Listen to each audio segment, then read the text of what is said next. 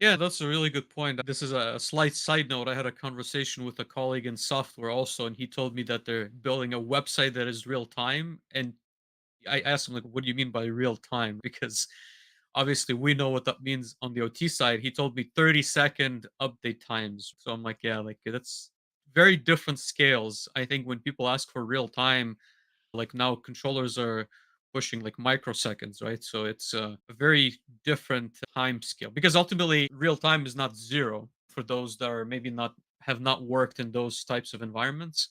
So there has to be a definition.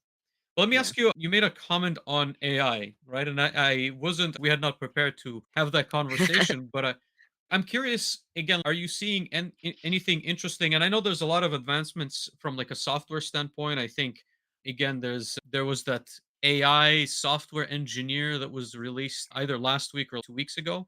But I'm curious maybe on the industrial automation side. And I've seen the demos of like the co-pilots that I'm not sure if they're fully released or are being released, but I'm curious if you're seeing any like tangible opportunities or maybe if you've incorporated anything into like workflows out at Outlier that makes sense maybe that you're capable of sharing? Yeah, that's a good question. So I think it depends what if you're talking about AI in general, like business case use versus AI in manufacturing. Because I do think that like the maturity of AI is different for the same reasons that I was talking about with an IT thing can just go off into nowhere and never be responded to. Like AI in a marketing case, like it can be wrong and people probably don't care that much, right? Like they just laugh. But in an industrial application, if it's wrong, you actually have like very real things that could happen, right? If an AI robot goes to the wrong place, you might like damage or hurt someone.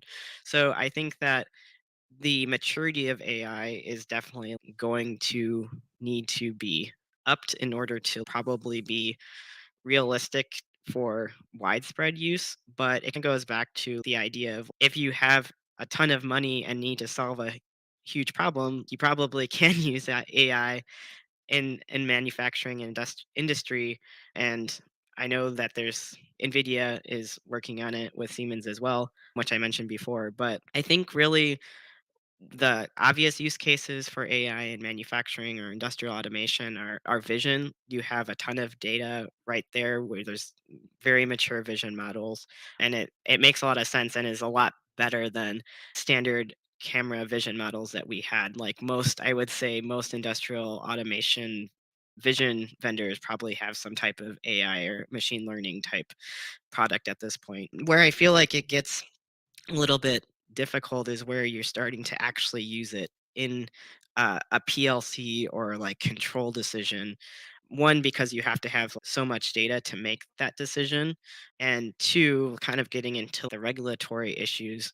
I know that if you're thinking about using AI in like medical or pharma or food regulation, right? If it was based on a statistical analysis and you don't actually know that was like the right decision or not. And in the pharmaceuticals, for example, like you have to validate what the control algorithm is, but by definition, AI and ML is changing. So, how do we use it, and like how do we come up with the right tools to be appropriate for that industry? Right. And to be honest with you, I was thinking of maybe even simpler things that I would like for us to get to as an industry. And maybe one of them is, let's say you have a schematic of a fairly simple skid or maybe like a robot cell that moves boxes from point A to point B. And then by describing the function, maybe you could at least give you a starting point of a ladder logic routine or whatever it is, if it's structured text or anything of that nature. And then maybe like also working backwards, if you just give it a program, maybe it explains in words for someone who may not be a control systems engineer. And then also I guess the next step would be if you have the data of how that system functions and then it throws an error, right? Like at a specific rung, which I, as a control systems engineer, need to go back and like trace where does that trigger? And then I go to another routine and try and figure out all those links. I would think the AI should be capable of, at the very least, narrow down like what has triggered. And I think it should almost be like a given at this point, because I think again in software you can do tests and you can like pinpoint and step through code, and in PLCs that's not a thing. But I guess I was looking even at those types of scenarios because I think it facilitates the link from someone who, or I guess like it reduces the learning curve of control systems and even going to a new site that you're unfamiliar with, at I least think in that's one a of them. great point that I didn't really think about when you first asked the question, but for sure, I've definitely heard a lot of people talking about how to compile the documentation of a facility and make it searchable more from a troubleshooting perspective or even knowing what is in the documentation. That makes a lot of sense. And I think I haven't used it myself, but I'm pretty sure Beckhoff also released a tool for their programming.